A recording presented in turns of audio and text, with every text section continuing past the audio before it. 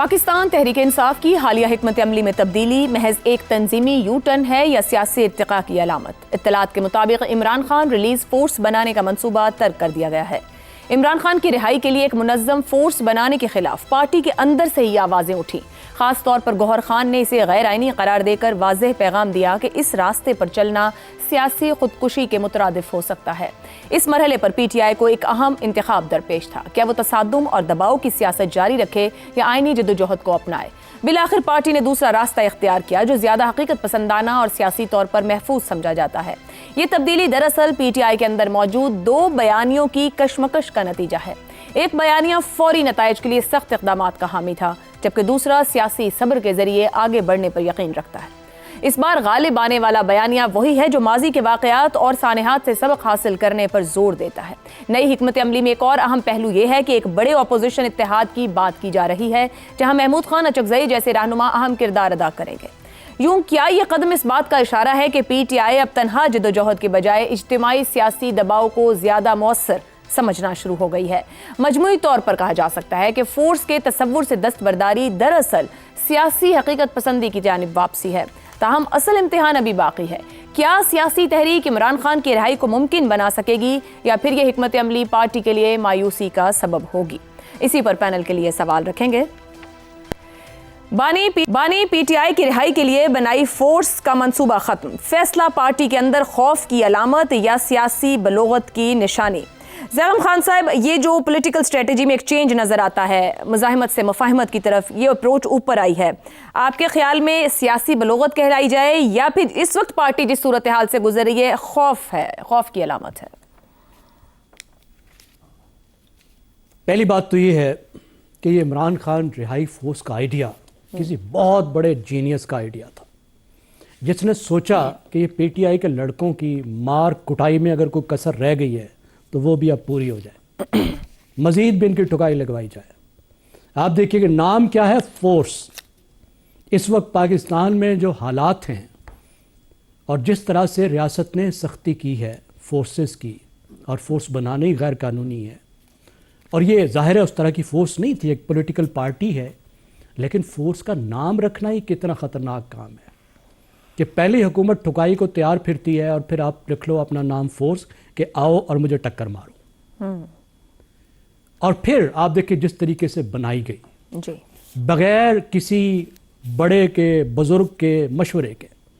गौहर अली खान जो इतने season politician हैं, तामुल वाले आदमी हैं, सदर हैं, वो हेड हैं, चेयरमैन हैं, अब वो कह रहे हैं कि ये गैर कानूनी है, गैर आईनी है। इसका मतलब है किसी ने चेयरमैन से पूछने की ज़हमत ही नहीं की, जिसका मतलब ये है कि इतनी बड़ी अहम फैसला साजी पर क़यादत का कोई कंट्रोल ही नहीं है। बड़े बड़े फैसले जिसका दिल करता है वो कर देते हैं। एक से ज़्यादा जो सेंटर्स ऑफ पावर बने हुए हैं और वो अपने तौर पर ऐसे बड़े बड़े फैसले कर रहे हैं। मगर एक स्टेप बैक होकर अब एक पोजीशन ली गई है ज़ैगम साहब, इससे कोई डिविडेंड मिलेगा पीटीआई को? देखिए बहुत अच्छी बात है। पहला डिविडेंड तो ये है कि बेचारे नौजवानों की मारनी पड़ेगी। देखिए जाहिर है एक सियासी जमात में शामिल हुए हैं, इनके कोई ख्वाब हैं। आप और मैं जितने इख्तलाफ कर दें, वो एक सियासी जमात के साथ कुछ ख्वाब लेकर आए हैं, पाकिस्तान के लिए कुछ ख्वाब लेकर आए हैं। उनका ख्याल है कि ये पार्टी उनके ख्वाबों की ताबीर दे सकती है। आपकी मेरी राय जो भी हो, पहली तो बात ये कि उन बेचारों का जान बचना, उनकी ठुकाई ना लगना, ये भी बहुत बड़ा डिविडेंड। ठीक हो गया ज़ैगम साहब। फिर ये बहुत बड़ा डिविडेंड है कि आप सोच समझकर एक आईनी अंदाज में तहरीक चलाएं, फुल पार्टी को इस्तेमाल करें। पार्टी की होते हुए क्या जरूरत है आपको इस तरह के काम? बिल्कुल सही है, बिल्कुल सही हो गया। रज़ा रूमी साहब, क्या पार्टी के अंदर मौजूद जो हॉकिश एलिमेंट है इस नर्म हिकमत अमली को कबूल करेंगे या मजीद इख्तिलाफात का बायस बन सकती है ये हिकमत अमली?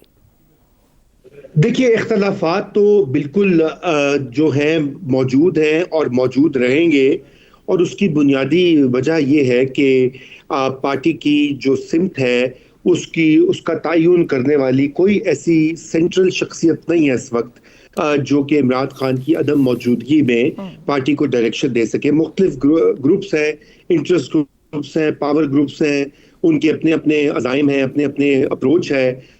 और ये जो आइडिया था ये भी गालिबन किसी एक डोमिनेंट ग्रुप की तरफ से आया था, क्योंकि आपको मालूम है कि जब से नेपाल में, बांग्लादेश में ये सो कॉल्ड जेन ज़ी इनकलाबात आए, तो उस ने बहुत इंस्पायर किया पाकिस्तान तहरीक इंसाफ की ऑनलाइन जो पूरा उनका एक इको सिस्टम है, और उन्होंने कहा कि हम भी इसी तर्ज के ऊपर जो है एक इनकलाब लेकर आएंगे और उस उनके इनकलाब से जो है पाकिस्तान की जो मौजूदा रजीम है उसके किंगरे हिल जाएंगे। मगर ऐसा करने के लिए आपको बहुत ज़्यादा तैयारी और बहुत ज़्यादा ऑर्गेनाइजेशन की ज़रूरत होती है। अब ये जो कुछ हुआ बांग्लादेश और नेपाल में, वहाँ के मारूजी हालात भी फ़र्क थे और पाकिस्तान के फ़र्क है, तो गालिबन ये आइडिया शुरू से ही जिसे कहना चाहिए फैंसीफुल आइडिया था, और यही वजह है कि इसको अब अमेंड किया गया है, क्योंकि इससे खतरात जो है, जैसे जैगम खान साहब ने अभी कहा कि जो बेचारे नौजवान इसमें पिटाई के लिए, क्योंकि देखिए ना ये एक वतीरा है कि जो लीडर्स हैं मेन, उनके अपने बच्चे तो आगे नहीं आते, और उनके अपने बच्चे यहाँ तो बाहर हैं, या वो बिल्कुल आराम से होते हैं, और जो आम जोशीले कारकुन होते हैं वो आगे आगे होते हैं, वो डंडे भी खाते हैं, जेलों में भी जाते हैं, अभी भी कई जेलों में बेचारे जो है वो सड़े हैं और पार्टी पूछती भी नहीं है। तो इस वजह से, और फिर दूसरा ये कि अगर आप उनकी बाकायदा एक रुकनियत जो है वो दर्ज कर रहे हैं, उसमें उनका नाम, उनका पता, उनकी वल्दियत, शनाख्ती कार्ड वगैरह, जी, तो खत्म इसीलिए किया ना कि वो तो आप एक लिस्ट फराम कर रहे हैं लॉ इन्फोर्समेंट इदारों को कि जी ये लोग हैं, इनको पकड़िए जाकर। मतलब आप सोचिए ना कि कितनी अक्लमंदी से का सबूत है, और क्या कहा जाए इसके बारे में। हो गया रज़ा रूमी साहब, दुरुस्त है जी। एक ब्रेक के बाद गुफ्तगू को आगे बढ़ाते हैं। प्रोग्राम के आखिरी हिस्से में एक बार फिर खुशामदीद। शहजाद साहब, क्या ये तब्दीली इमरान खान के बयानियों को मजबूत करेगी या कमजोर करेगी? और ऐड कीजिएगा, क्या पीटीआई की इस पॉलिसी पर कोई डिविडेंड मिलेगा उसको, यानी कि रियासती रद्द अमल की जानिब से? देखिए, जो कुछ इन्होंने पहले किया है उससे तो इमरान खान की कोई मदद नहीं हुई, उसके बयानिए की भी कोई मदद खास नहीं हुई, बल्कि इनके अंदर जो तफरीक है, जो आपस में स्ट्रगल है, वो ज्यादा खुल के सामने आए। ये फोर्स भी मुझे लगता है कि Suhail Afridi versus the rest है। वो पहले भी उसने फोर्स बनाने की कोशिश की थी, जो नहीं बना पाया, तो अभी शायद उसने एक और ये शोशा छोड़ दिया बीच में।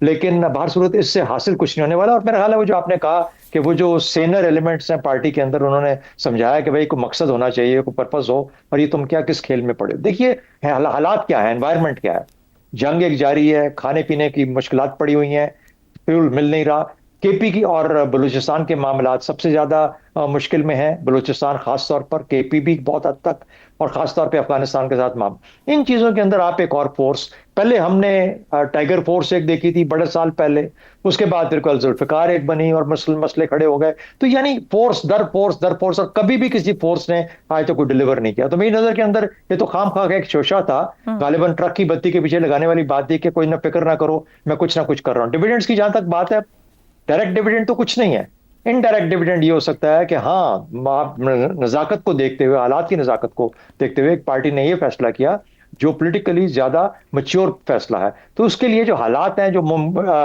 माहौल है, वो स्लाइटली बेटर हो सकता है। क्या इमरान खान निकल सकता है उससे? वो नहीं निकलेगा, क्योंकि उसका तो ताल्लुक अदालती तरीके से है।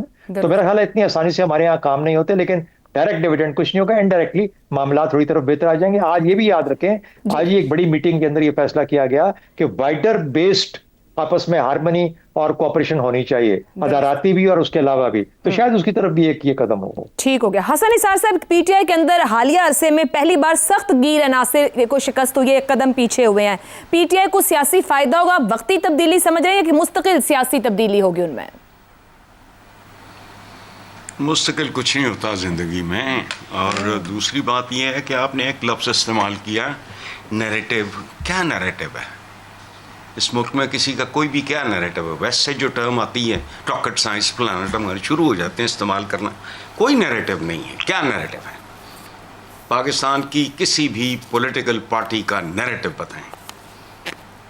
वो चीफ सर्स की तरह नारे से लगाते हैं, अल्लाह अल्लाह खैर, रोटी कपड़ा मकान से शुरू होके आज तक आ जाओ, हद हो गई। अच्छा देखो, आपने कहा कि भाई अंदर खौफ की अलामत या सियासी बलूगत, ना खौफ है ना बलूगत है।